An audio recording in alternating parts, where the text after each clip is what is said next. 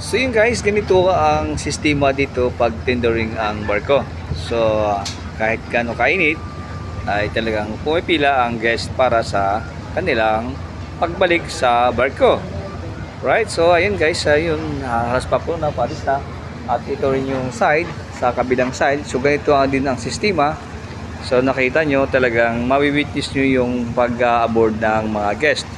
So kahit sa sinabi ko, kahit gaano kainit guys, ay talagang pipila sila kasi nga hindi pwedeng mag-uunahan. Kaya lang kailangan naka-ayos lahat. So yan, kakarga ng mga nasa 200 guests.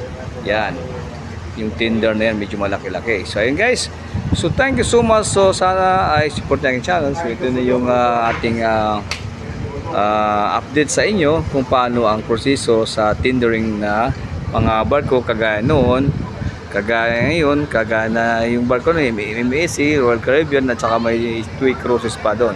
So ayun guys, so ito namang iba ay sila din yung kumukuha sa ibang barko na ano. Yan.